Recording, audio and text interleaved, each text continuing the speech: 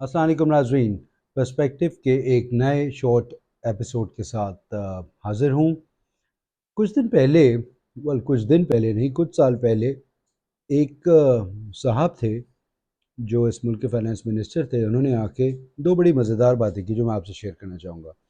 पहले तो उन्होंने एक पॉपुलर नैरेटिव था उसका सहारा लेके बोला कि जी ये हम गरीब मुल्क हैं, यहाँ पे स्विट्ज़रलैंड से चॉकलेट इंपोर्ट होती है और चिलियन ग्रेप्स आते हैं और चीज़ इंपोर्ट हो रही है और हम ये अफोर्ड नहीं कर सकते फलाना। बड़ी लोगों ने तालियां वालियां बजाई, ये ज़बरदस्त, छा गए, 60 दिन में ये होगा, 80 दिन में ये होगा, 150 दिन में ये होगा और पाकिस्तान जो है वो कोई स्कैंडिनेवियन कंट्री बन जाएगा।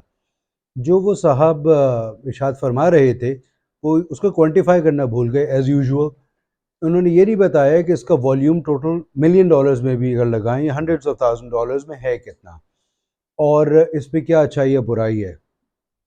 मेरा पॉइंट इसमें बिल्कुल सादा सा है। अगर मैं या आप या हम में से 4-5 आदमी, 100 में से 4 आदमी फॉर एग्ज़ाम्पल वो अफोर्ड कर सकते हैं तो ठीक है, उसमें क्या परेशानी है।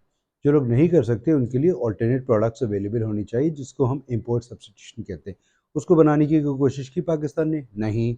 दूसरी चीज़, इसी पॉइंट पे आप रहें, grapes, chocolates, Granny Smith apples, imported cheese और वट, ये तो हो गई एक जगह। ये तो हर आदमी नहीं खाता ना, जिसके ऊपर आपने एक पॉपुलर नैरेटिव बनाया था। हर आदमी क्या खाता है? दाल।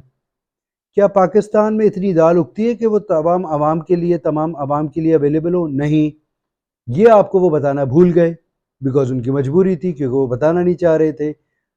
पाकिस्तान के अंदर if not 100%, a big amount, a major portion is imported.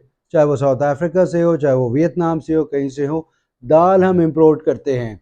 हम एग्रीकल्चर इकोनॉमी, अपने आप को बहुत बड़ी एग्रेरियन इकोनॉमी कहते हैं। दाल हम उगा नहीं सकते। वीट हम गोबर में स्टोर करके या जो भी हमारे स्टोरेजेस टेक्निक्स है उसकी वजह से वेस्ट कर देते हैं, कंटेमिनेट कर देते हैं। उसके बारे में कोई बात नहीं हुई, लेकिन पॉपुलर नैरेटिव हमने ज़रूर क्रिएट करना है। 2018 के आखिर में, 2019 के फर्स्ट क्वार्टर में, परहैप्स मोर और लेस, एक ओपेक के अंदर एक मसला चल रहा था, सऊदी और रशिया का प्राइस वॉर, जिसकी वजह से दुनिया में ऑयल की प्राइसेस, क्रूड ऑयल की, दुनिया में हमेशा के लेवल से कम आ गई। 25, 28, 32 डॉलर अब बैरल के ऊपर तेल तैयार मिल रहा था। इतना कि दुनिया में स्टोरेजेस खत्म हो गई थी और वो फ्लोटिंग शिप्स के ऊपर अवेलेबल था। हम हर चीज़ में कंपेयर करते हैं अपने आप को अपने पड़ोसी के साथ। हमारे पड़ोसी ने उसका एडवांटेज लिया और अपने स्ट्रेटेजिक रिजर्व्स बढ़ाने के लिए और बहुत सारा तेल उस प्राइस पे इंपोर्ट कर दिया। अब हम हैं, क्योंकि हम तो हुकूमत पाकिस्तान हैं और हम तो पाकिस्तानी हैं। हम तो हमेशा दुनिया से ऐसा अलग काम करेंगे। कभी हम स्कैंडिनेविया के एग्जांपल देंगे, कभी चाइना की, कभी सिंगापुर की, कभी टर्की की, कभी अर्तुगल की। बहरहाल हमने ये किया, बेहतरीन काम किया। हमने ऑयल इंपोर्ट बैन कर दी, क्योंकि दुनिया में इस वक्त सबसे सस्ता तेल मिल रहा है, तो पाकिस्तान ने इंपोर्ट बैन कर दी। और 4-5 महीने या कुछ उसके बाद जब वीट सीजन शुरू हुआ, कोई मई के अराउंड, हमने वो शुरू की थी। तो वो जो पूरा पीरियड था जिसमें कम तरीन ऑयल अवेलेबल था दुनिया में ever, everybody knew that. Anybody who had half a brain would know this is the time to build reserves. This is the time to buy crude oil product, whatever is available. ले लो, जमा कर लो, अगले चाहे कुछ महीनों के लिए भी काम आ जाए। ये एक रशिया और सऊदी की जंग चल रही है प्राइस की, इसके एडवांटेज ले लीजिए।